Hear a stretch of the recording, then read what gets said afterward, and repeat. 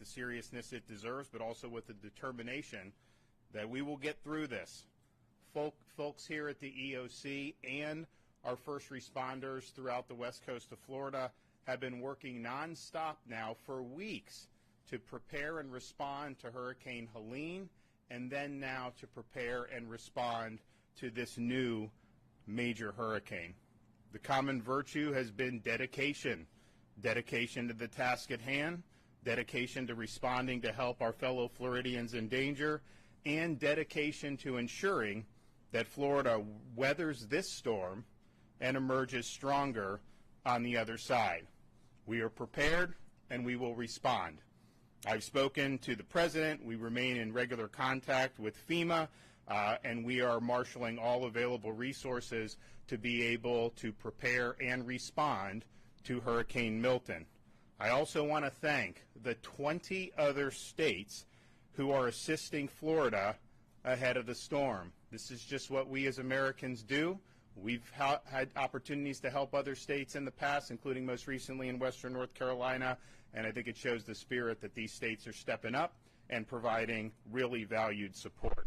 We still have a state of emergency for 51 Florida counties. Hurricane Milton is still a major, very strong hurricane. It's currently a Category 4 hurricane with maximum sustained winds of 155 miles per hour. That is just a whisker shy of a Category 5.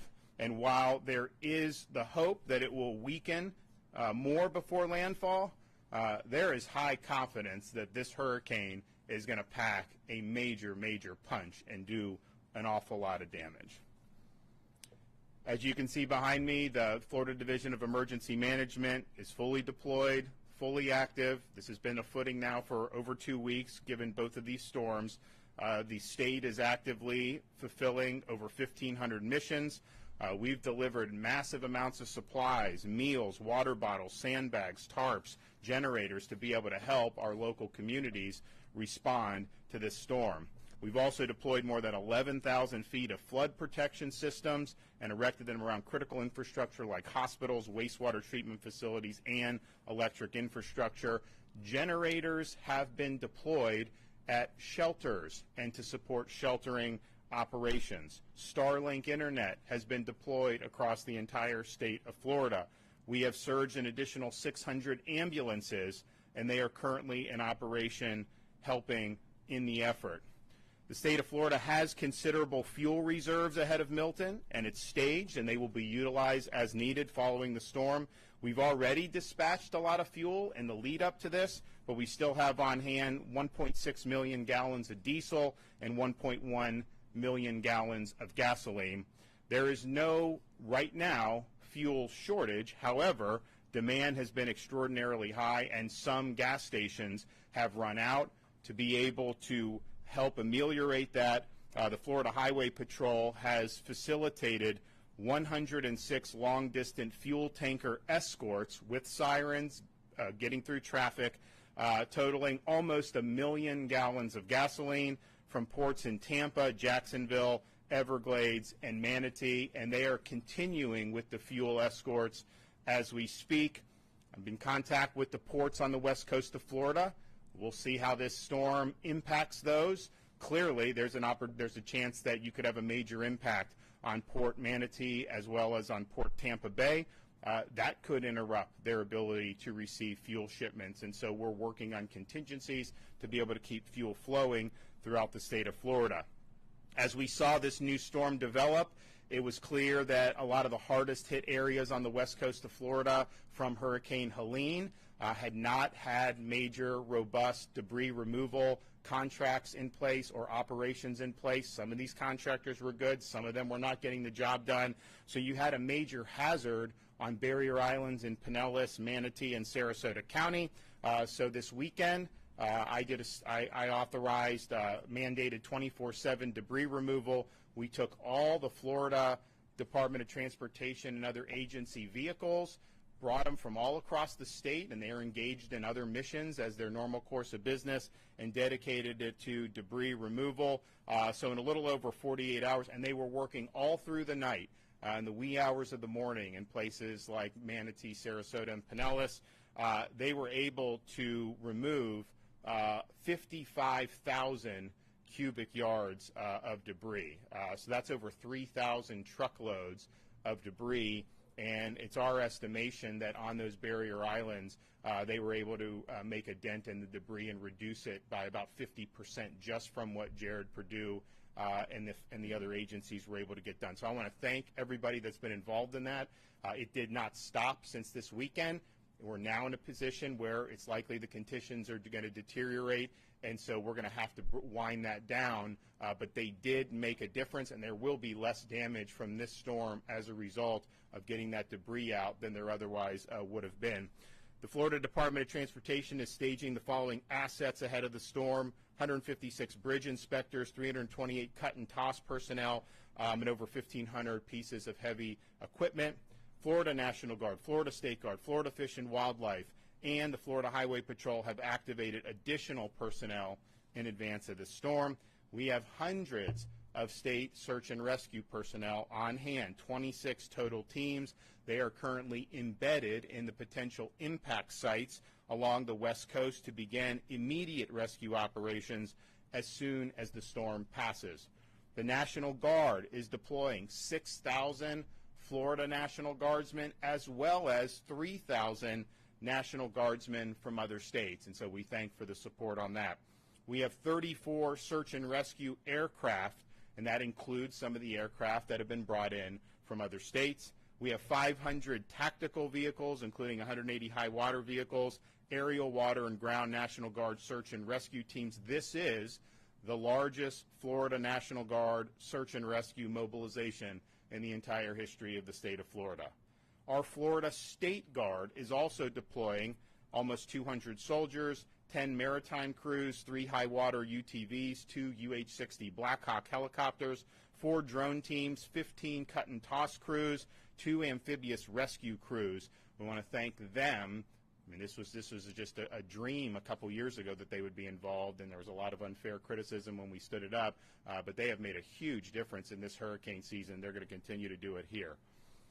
We have also worked with the utilities to have the largest staging of utility workers and linemen in advance of the storm any time in American history. We will have in Florida, by the time the storm arises, over 50,000 linemen, and those linemen are being brought in from places as far away as California. So as soon as that storm passes, you're going to see the assessments and the power restoration efforts commence immediately. Additionally, the state of Florida has assisted with the evacuation of 352 healthcare facilities in the potential path of the storm. 16 hospitals have been evacuated. The state veteran nursing homes are currently located that are in the cone, are all accepting families of their residents to shelter with them. All of those are hurricane proof. All of them are outside of flood zones, so if you do have a family member that's in one of our state nursing homes, you can go and you can shelter with them. That's a safe option, and I know the veterans would appreciate it. The Florida Department of Law Enforcement is directing deployment of additional 500 out-of-state law enforcement officers. These officers will help respond after the storm to maintain law and order, and there is going to be a lot of damage from this storm. There's going to be opportunities for people to try to take advantage of that. My message to you is don't even think about it. We are going to come down hard on you. You are not going to be, you're going to regret that you tried to do that. So I appreciate all the other folks from out of state who are coming in to supplement this effort. We need to maintain law and order. FDLE's mutual aid team is managing more than 70 active law enforcement missions, including identifying post-storm response squads, and these are really important missions, and we're happy for that. So we're preparing for Milton, but we're also still recovering from Hurricane Helene. When Hurricane Helene hit, we reactivated the Florida Disaster Fund. We are now accepting donations into the Florida Disaster Fund for both storms, both Helene and for Milton. This is a private fund. It's affiliated with the state in terms of disaster, but it's tax deductible donations. We distributed $63 million after Hurricane Ian to help people largely in Southwest Florida. This is something that is really, really important. So I've directed Volunteer Florida to keep the fund activated for Hurricane Milton. I want to thank, there's already been millions raised for Helene. I want to thank Lennar, Wells Fargo, Walmart, and Publix for making really significant donations, and I know there's going to be a lot more that are going to want to do it. To contribute to the Florida Disaster Fund, you can text disaster to 20222, disaster to 20222, or you can visit floridadisasterfund.org. So now we're bearing down to where the storm is going to arrive within the next 24 hours. You still have time to evacuate if you are in an evacuation zone, particularly if you're in Manatee, Sarasota, Charlotte, those areas. I mean, this track can bounce around. It's not guaranteed it's going to hit there. A lot of the solutions have it going there. You have time to do that. Now, conditions aren't going to be great today. I would say that the roads and the interstates, they are flowing. We've waived tolls. We've done all that so people can do. But the best option would probably be just to evacuate within your own county to one of the shelters. All those counties have multiple shelters that are open. There's a lot of space in those shelters right now, and certainly it would be safe to do a very short evacuation, tens of miles, rather than get on the interstate and go. The roads are still open. People can do that, but I just want to warn people that the conditions are likely going to continue to deteriorate throughout the course of the day. We had, of course, on Monday, when the initial evacuations were coming down, particularly in the Tampa Bay area, had a lot of traffic on I-4 and on I-75. FDOT did the emergency shoulder plan. That helped, but it was slow, and those roads can be very slow anyways. By the time we got to the end of the night, through the wee hours of the morning, it was going pretty quickly. Yesterday was not as bad on those roads as it was on Monday, but what we did see is Alligator Alley down in southern Florida was about 150% of its normal capacity, and I think that's because as people saw the storm potentially bending a little further south, I think a lot of people in Southwest Florida decided to evacuate across the state, and so that's that. The roads now are good, but I would just caution the conditions are not great now, and they're likely going to get worse as the day goes on. Of course, we do have a lot of mandatory evacuations in place. If you want to get a hotel, you can go to visitflorida.com/Priceline, Expedia.com/Florida.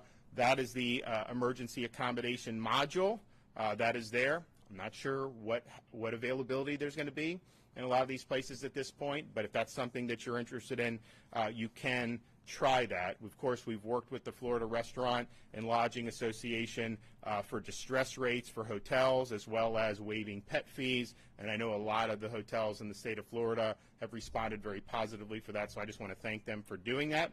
We've also partnered with Uber for Hurricane Milton to provide free rides to and from shelters and counties with active evacuation orders. So if you want to utilize that, you go to when you do the ride, you do the promo code Milton Relief, just one word, Milton Relief. OnStar has activated Crisis Mode, which provides free crisis assistance services and in-vehicle data for Chevy, Buick, GMC, and Cadillac owners. Schools, most of the school districts in the state are closed today. Obviously, if you get out of the path in like the Panhandle, not as much, but in that Florida Peninsula, virtually all school districts are closed. All Florida counties and Miccosukee and Seminole tribes are assisting the state with storm response, and I want to thank all those for their great work. We have 149 general population shelters that are open throughout the state. The current total shelter population is just 31,000 individuals. We have room in those shelters for a total population of almost 200,000 individuals. So there is space available in these shelters. I know a lot of people would rather stay in a hotel, stay with friends, and that's fine. But especially now as the storm's getting closer, you may be able to get in your car and drive 10 miles, get to a shelter, ride the storm out, and then be able to go as you see fit, and hopefully you'll be able to get back to your place very quickly. But space is available. So there are 36 county-owned special needs shelters that are open and operating in counties that are in the path of the storm. Schools and other facilities are now also being used as supplementary state-supported shelters across the state. The state of Florida has now opened 6 state-operated supplemental shelters. These may not ultimately be needed, but you have a lot of people in the evacuation zones. I think most people decided to just leave and find something on their own. We still have a lot of room in the traditional shelters, but out of an abundance of caution, we wanted to open additional options. So the 6 state-operated supplemental shelters currently are Hard Rock Event Center, 5223 Orient Road in Tampa, City Furniture, 3205 South Frontage Road in Plant City, Bay Care, 1802 North Del Mabry Highway in Tampa, Life Science Logistics, 310 North Galloway Road, Lakeland, Babcock Ranch, 43281 Cypress Parkway in Punta Gorda, the Wiregrass Ranch Sports Camp, 3021 Sports Coast Way in Wesley Chapel, Florida. That site also has capabilities to service special needs individuals. And Kevin is also working on setting up a 7th site. Now, those state-supported shelters, they do have generators, so you will have access to power. I think you have Starlink at those. They've got Starlink internet. So, look, it's not the 4 seasons, but there are some things there that will make it tolerable to be able to get through the next 24 to 36 hours. You can find the shelter options at floridadisaster.org/shelters. You can also find your county's EM page at floridadisaster.org/counties, floridadisaster.org/counties. So people have time now to evacuate if they are in the area of an evacuation zone. We see the storm is a very strong Category 4. I've said from the beginning, the prognostications are it's likely going to weaken before it gets, but it may not. And even if it does weaken, it's still going to be a major, major impact. So you still have time now to make decisions to protect yourself and your family. Massive amounts of space at these shelters. The roads are flowing. Conditions are going to get bad, so you just got to be very careful with that. But certainly these shelters are a very live option. I want to just finally thank everybody. When you have these emergencies with a major hurricane, it's a huge deal. We spin up all state agencies, everyone here at the EOC, working basically round the clock. You have all the counties and cities that were in the path of Hurricane Helene, and it wasn't just the Big Bend where you took the blow. It was massive surge up and down the west coast of the Florida Peninsula. A lot of damage was done. There were thousands of rescue missions that were effectuated immediately after the storm. Huge things done, like fixing the road and SR 786, helping with the bridges. There was so much that was done in the immediate aftermath and is still being done in that. Then you have another storm that developed, and immediately you're back on that posture, round the clock, no time to rest, no time to sleep for a lot of these folks, and it's not easy. And so I just want to say, on behalf of the state of Florida, thank you for discharging your duties. Thank you for accepting this mission. It's not going to be easy, but there's no better group of people that I would want responding to this than the folks that we have doing it throughout this state. Whether you're talking about the counties down on the Gulf Coast of Florida, whether you're talking about the people that we have here assembled in Tallahassee, these folks have proven themselves. They're working hard, and we will get the job done. Okay, Kevin Guthrie. Thank you, Governor. I want to reiterate that we will get the job done. Absolutely. The men and women behind me are the best in the country, and they lead the industry in what it is that we do. The men that are standing behind me and the men and women that are state agency heads, everybody has checked their ego at the door, and all it is about teamwork right now. We're going to get that done. We're less than 24 hours from landfall, and the governor has been working tirelessly alongside all of us to ensure that we have all the resources needed ahead of landfall. Today, we continue to move thousands of resources to staging areas across the state. We want to ensure we have the right resources to move into the right places at the right time.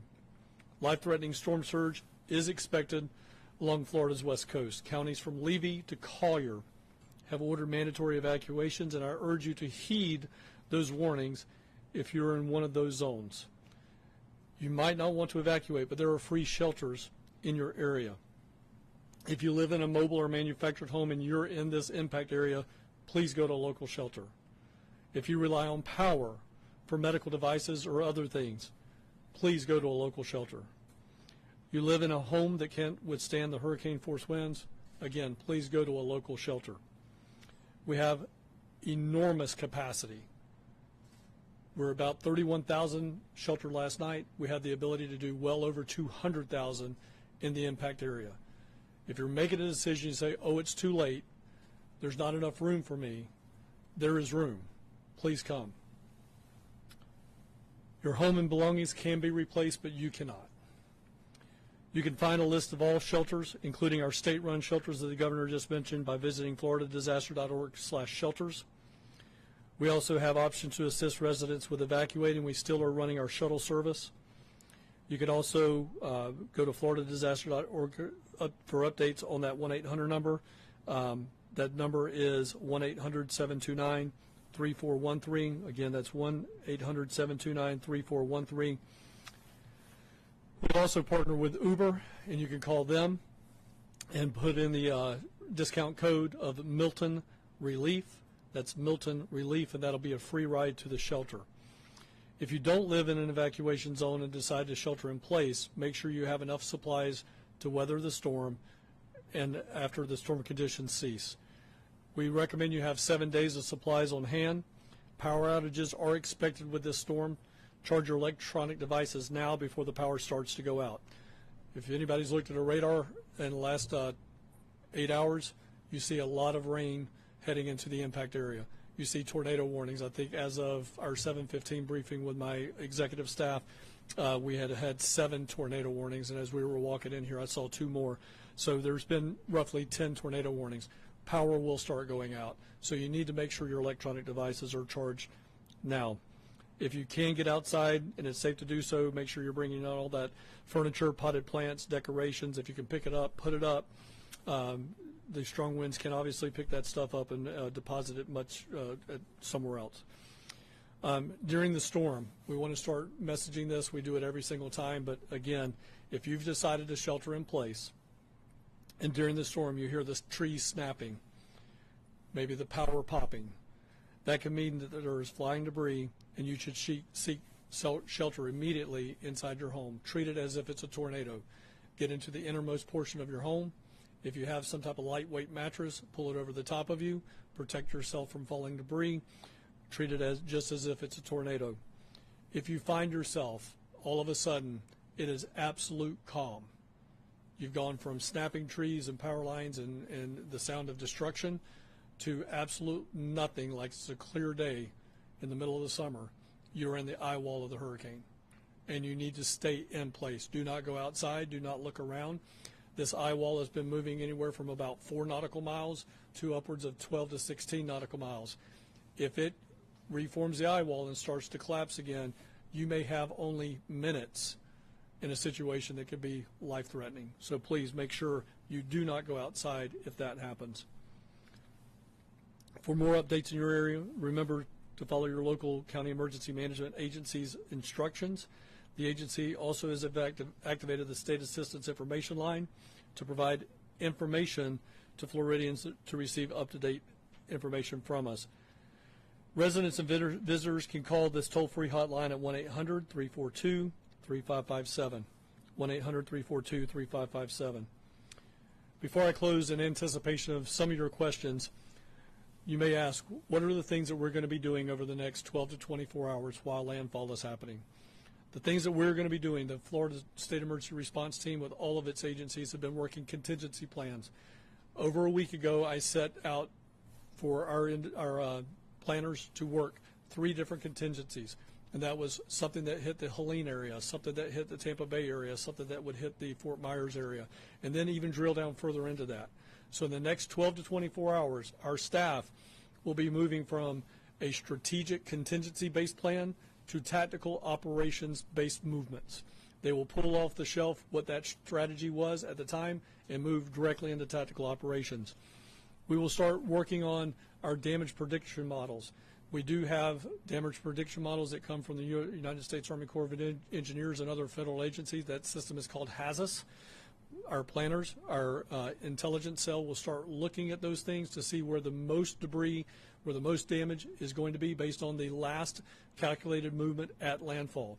So we will then start marshaling resources from the north and the south with all of the agencies behind me and all the agencies that are out there on the floor right now, to include local county assets and statewide, or I'm sorry, out-of-state mutual aid assets, to move from north or south into those impacted areas, surging more resources where we anticipate having the most damage based on those models. You can always follow us at X and Instagram at FLSERT and on Facebook at FDEM. You can get latest updates also at floridadisaster.org/updates. Governor, again, it makes it very easy for us to do our job and be successful at our job when you have a man standing behind me that's willing to pull the trigger at 96 hours out. All of us can be very successful. And I think this is one thing I just want to point out, because the governor's not going to toot his own horn on this, but I will. General Haas not only is a good friend, but he's one of the best in the business at doing what he's doing. But he can only move as fast as he can call up his soldiers. That takes 72 hours to do that. When the governor gives us 96, the last 3 storms we have marshaled the full depth and breadth of the Florida National Guard before landfall. And that never happened before this governor took office. Governor, thank you. Yep, thank you, Governor, for your leadership, and good morning. I want to reemphasize at FDOT, we are committed, we are determined, and we are resolute, and we are ready to respond to this storm. We took the governor's direction very seriously with the debris mission. Remove as much debris as humanly possible in the barrier islands before Hurricane Milton makes landfall. We mobilized every available state asset along with some of our contractors and have been working around the clock. I want to say thank you to our dedicated FDOT team members down in the Tampa and Southwest Florida regions. They have been working around the clock. I also want to say thank you to the men and women of the Florida National Guard, the Florida State Guard, the Florida Highway Patrol, Southwest Florida Water Management District, and the Florida Department of Agriculture. They all joined forces together to move debris, and we worked into the wee hours of the night last night. We had huge platoons of dump trucks being escorted by Florida Highway Patrol in very severe weather to get debris off of those barrier islands. What we were able to accomplish is truly remarkable, and you heard the governor. We moved nearly 55,000 cubic yards of debris and made a huge dent on those barrier islands, which is going to have a tremendous impact on safety as Hurricane Milton makes the landfall. So I want to say thank you to the governor for bringing the vision and the direction to do something of such a great feat. With evacuations, we did notice very heavy traffic on I-75 and I-4 going north to Orlando and up to I-10 over the last few days.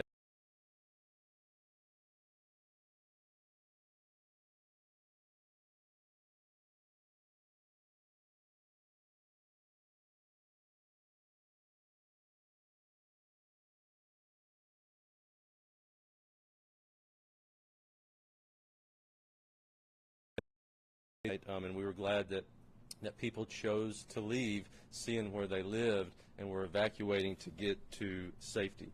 We will be deactivating emergency shoulder use at noon today. We have to begin to demobilize the signs and the people because conditions will begin deteriorating very quickly. We are monitoring all of our coastal bridges and causeways and low-lying roads in Southwest Florida and in the Tampa region.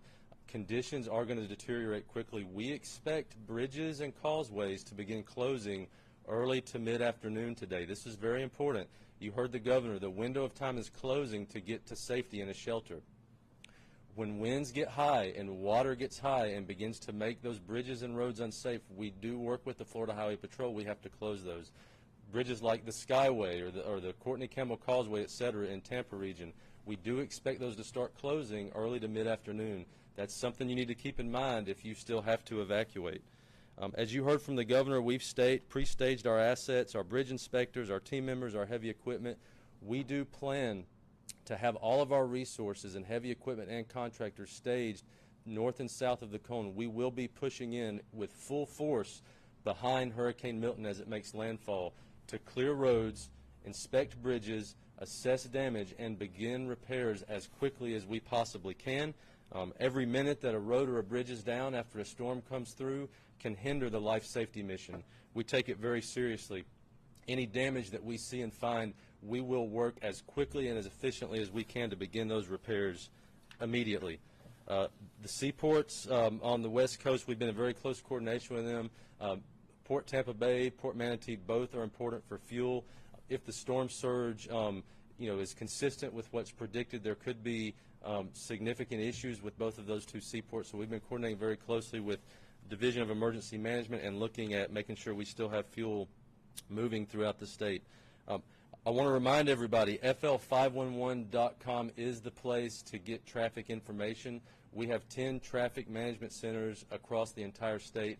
They work 24/7. They will be working throughout the storm. We will be updating FL511.com live throughout this event.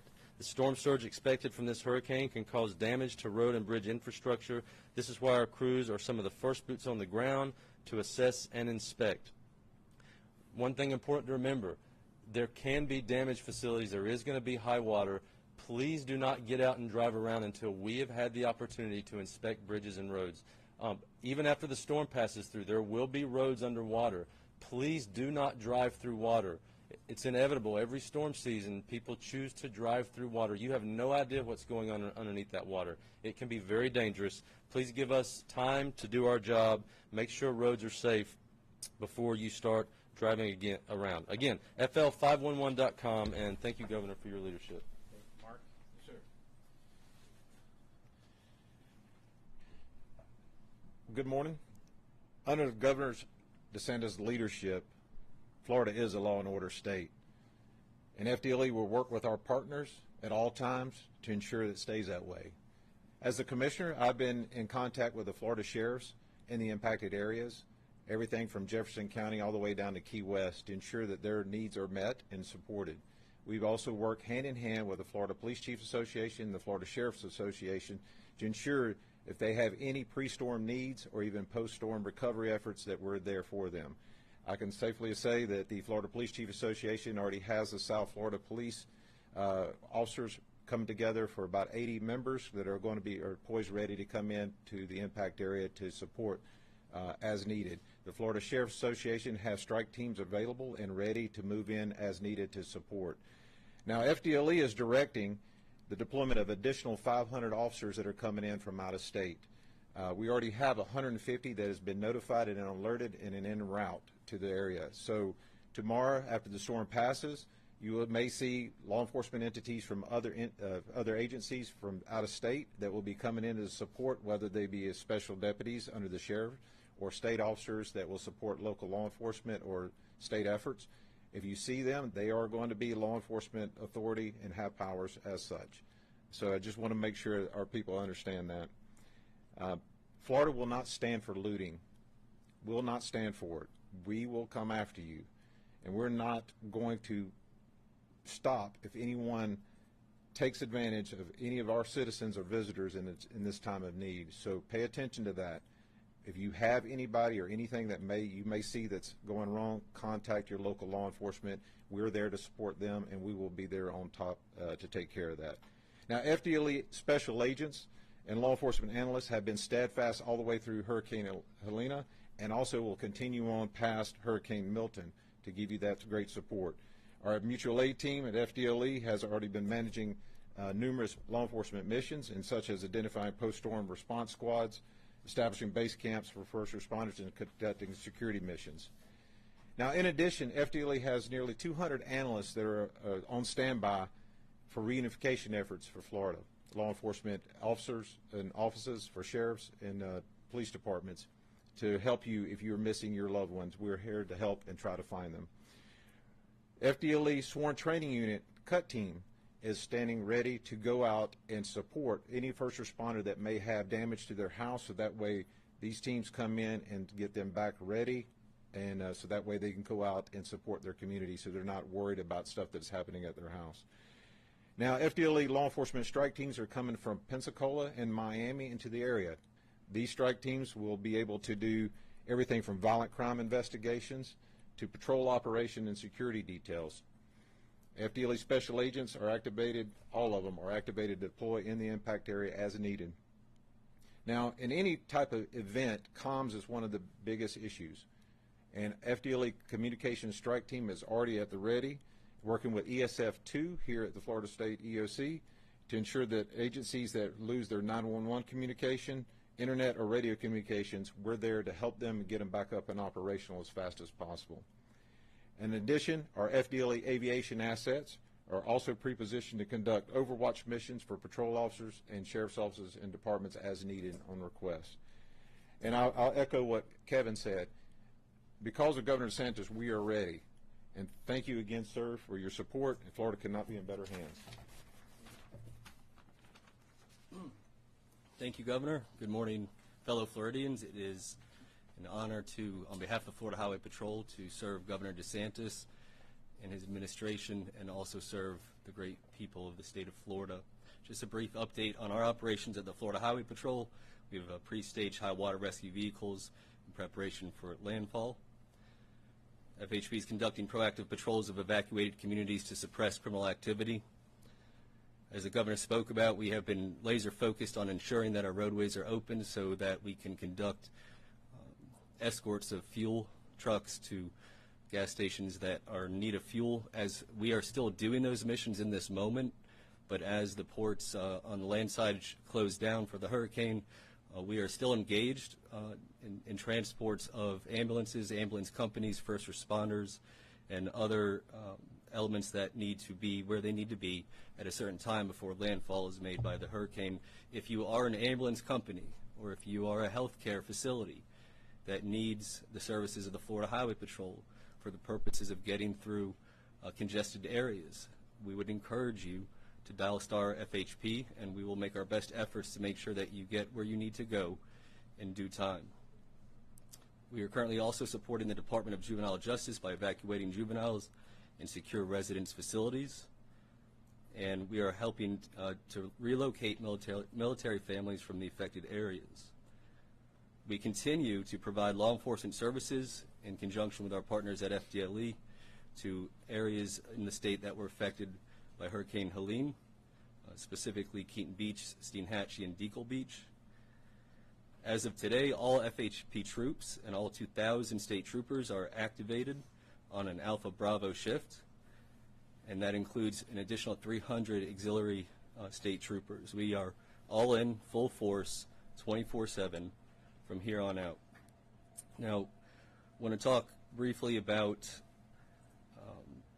after the storm passes and makes landfall and then we come in behind, you're going to see a lot of first responder personnel. You're going to see law enforcement. You're going to see the National Guard.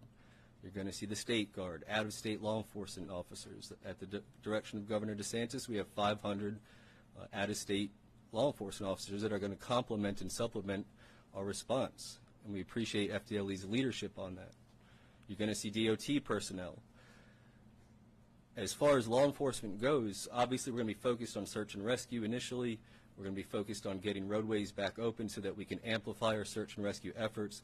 But if you are in need and there's no electricity, for example, or your phone doesn't work, feel free to interact one-on-one with law enforcement officers. We are here to help you in that moment of need. The governor talked a little bit yesterday about in the state of Florida, law and order state, Second Amendment state, you don't know what's behind that door, and I'm speaking directly to the criminal element that intend to take advantage of Floridians. The governor is right, you don't know who is behind that door, and they're probably armed.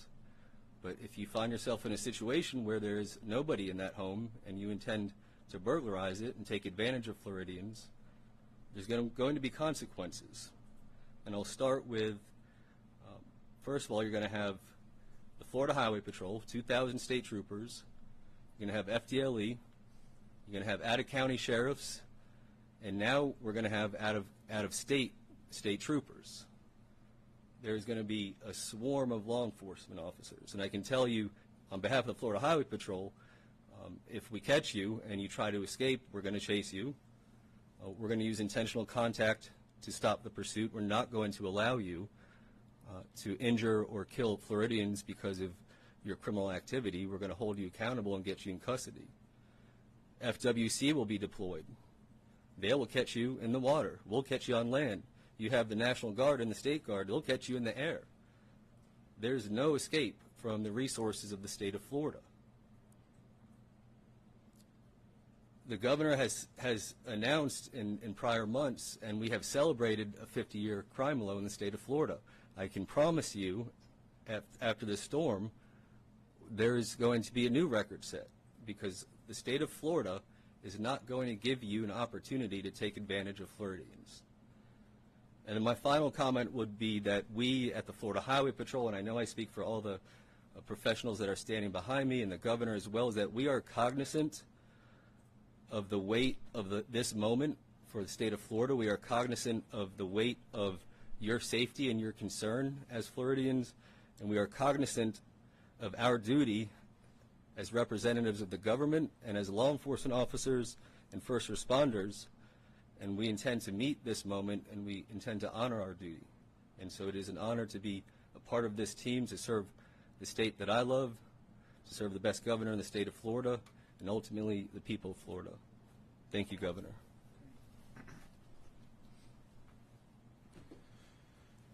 So we're bracing. We know we're going to get hit later tonight or early tomorrow morning. It is going to bring a lot of ferocity. It's going to bring a lot of hazards, a lot of damage. You still have time to make the decision to ensure your safety. You do not have to get on the interstate and drive to Georgia. You don't have to drive to Pensacola. You can go to a local shelter, which would be likely tens of miles away. We also have now these state shelters. There's massive, massive amounts of room in all of those shelters. You ride it out for a night. The storm's likely going to be gone on the east coast of Florida by tomorrow afternoon. You're going to obviously have first responders and everyone on the scene immediately and doing what they can. But you're going to be able to get back. You're going to be able to resume your life. But just make sure that you're putting yourself in a situation where you can safely weather this storm. So you still have time. Time is running out. But if you make that decision now, I think you'll be glad you did. Yep. A lot of people are choosing to stay in Sarasota, Charlotte County. What's your message to those people that are choosing to stay in their homes? Well, if you're not in an evacuation zone, I would imagine, because there's a lot of population in some of those areas, like Kevin said, if you're going to hunker down like that, you're basically going to be, if you're not in a flood, you're basically going to be concerned about the wind. And this is a strong storm. So if you start to hear popping, if you start to hear trees snapping, you got to treat that like a tornado, and you got to hunker down because you're going to have debris, you're going to have trees, you're going to have things that could potentially fly around and cause a threat to your life. Now, if you are in an evacuation zone and you're in places like Sarasota or Charlotte, just know that if you get 10 feet of storm surge, you can't just hunker down with that. That is ultimately the surge. Mother Nature is going to win that fight. So I think it's hazardous to be staying, particularly on those barrier islands in Sarasota County, particularly on the barrier islands and other parts of coastal Charlotte County. And so if you're in an evacuation zone, you can just get up, go to one of the many shelters that are available. Maybe you have friends and family close by. Maybe you want to get on the interstate. I would say that's going to be a little dicey, but some people will want to do that. So you still have time to do it. But and we don't know, look, this track of this storm, where it hits, and is it landfall going to be at Sarasota? Is it going to be further north, further south?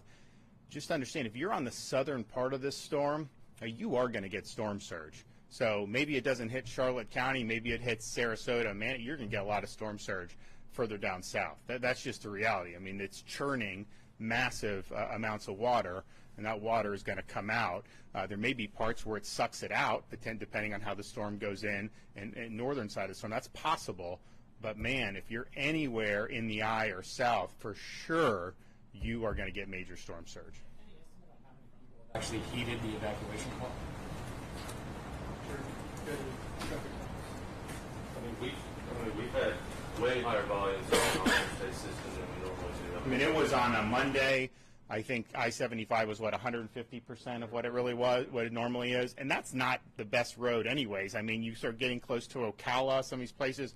I mean, you could just have standstill traffic there. I-4, same thing. Much more than we normally have. But I think anyone that's driven in Central Florida knows you get on I-4 near like Champions Gate in some of these places. That's part of the reason why we're doing Moving Florida Forward, doing all that, and like it needs to get done, and we're accelerating that. But there's bad traffic anyways, but there was a lot of people on the road. And then I think yesterday to see Alligator Alley at 150% of its normal, that's telling you that there are a lot of people that have done that. And we've stressing the availability of local shelters. Anytime you evacuate, there's going to be a certain amount of hazard for that because there's a lot of people on the road, especially if conditions start to get bad. The safest thing is drive that 10 miles, 15 miles, wherever, go to the shelter. But you don't have to do that. A lot of people haven't done that. I'm a little surprised at the number of the shelters. I thought it'd be a little bit higher. But I also think, if the storm wasn't going to hit till Wednesday night or Thursday morning, a lot of people wouldn't want to stay in a shelter Monday or Tuesday night. So I do think you're going to see the shelters. I think that number is going to go up today throughout all those counties that are in the eye of the storm. And, of course, we have the state shelters. That's up on the DEM website where you can see all those. Those are going to be, it's like big. Those are all thousands of people can fit in each one of those. And we thank, we've had businesses that have leased it out. I know we did Hard Rock. We've done a bunch of stuff. You're going to have internet, you're going to have a generator, there's going to be power. Again, it's not going to be the Four Seasons, but it is going to be something that's going to be tolerable for a night. And so if you're in a situation where you're just hoping that you don't get hit with massive storm surge, those are going to be really, really good options for you to do. So obviously the storm is very dangerous, and you've been pushing for evacuations and whatnot. There's also misinformation out there that I think even a member of your team has tried to dispel online. I know the FEMA administrator brought up other reports of misinformation. I just want to know your thoughts on it. What specific misinformation are you talking? There was one. There was one tweet that was telling people not to evacuate because there was some collusion between FEMA and a security team that wouldn't let people back into their homes. That was obviously. Guys, listen. I think most people are wise to this. We live in an era where if you put out crap online, you can get a lot of people to share it, and you can monetize that.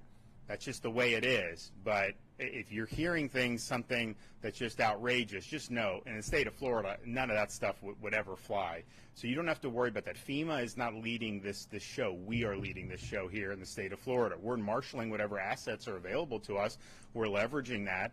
But certainly with people evacuating, in my executive order, I put in on Saturday that the default is you have a right to immediately return to your home following the storm.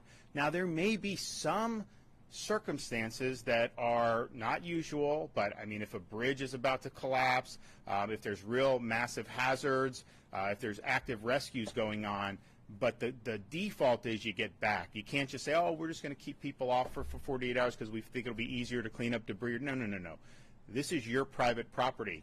This is your home. You have a right to go back. So that's in our executive order. That'll be something that we work towards to make sure that that's the case. It's important that people are able to get back. And I'd also note, we talk about the debris. Get all this debris, right? These contractors, some of them were doing a lousy job, others weren't. And we decided to take it on ourselves to go really surge people and supplement that. But by keeping the landfills open 24/7, there was a lot of private citizens that were going cleaning up debris, bringing them back. And these guys got like Ford F-250s. They're bringing them back to the landfill drop-in. That was a huge help. So there's not going to be anything where FEMA is ever going to be able to keep you from your home. Be careful about the nonsense that gets circulated, and just know that the more titillating it is, the more likely somebody is making money off of it. And they don't really give a damn about the well-being and safety of the people that are actually in the eye of this storm. It's all just trying to monetize what they're doing. And I know there's been a lot of stuff about what FEMA's done in other states. Look, I haven't been there. I don't know. But I can tell you in Florida, we are leading this train. We're marshaling all available resources, federal, state, and we're supporting local. And that's the way it's going to be. So you can have confidence in that. Yes, sir. Right now, roads are passable and encouraging evacuation. Have you guys, based on the size of the storm and the speed it's moving, have you picked a time of when people should not hit the roads and when they should shelter in place? We haven't, because I think it just depends on where you are, what the conditions are. I would say that the conditions are going to get worse throughout the rest of today. So these local shelters are a great option to be able to go and drive a few miles, get into a shelter, and then just ride out the storm is not going to be a problem. I mean, if you leave right now, go to your local shelter, you're fine, right? If you leave right now and you get on the interstate and you want to drive to Pensacola, look, just know that you're going to start to see some hazards. We do have fatalities on the roads with almost every storm. So the risk that you're assuming is a lot higher than if you just go to a local shelter. So I wouldn't want to say there's like a hard and fast time where you just can't. I think now you can go to the local shelter, but I would say even starting now, when you start talking about the interstate, you are going to see conditions deteriorate throughout today. And there is a lot of rain. There's problems in different parts right now. People get it. There's bands and whatnot. And it's not going to be right now hurricane force right now, but still, this is something that could be problematic. And so, I mean, I just think like if you're elderly or something like that, what would be the better option? Like, you know, I would advise probably just going to the shelter right now rather than trying to get on the interstate, you know, and go visit your kids or something. So, but people can make that decision based on what is in front of them at the time. There will come a time probably where, you know, once we start getting the tropical storm force winds, where it is definitely going to be too dangerous. I don't think we're there now, but I think that's rapidly approaching. Shelters are, I mean, basically for people who are displaced after this storm, will they be able to go to these shelters? You know, if they go to their house and it's destroyed, will they? You know, well, I mean, I think let Kevin talk. I mean, I think these shelters are to ride out the storm. We've worked with counties with Helene on sheltering availability for post-storm. I don't know that these are necessarily the same things on that, but we have had that mission. Do you want to address? Yes, sir. Thank you, sir. What I'll say to that is, again, to the governor's point, these private sector locations are what we would refer to as the shelters of last resort.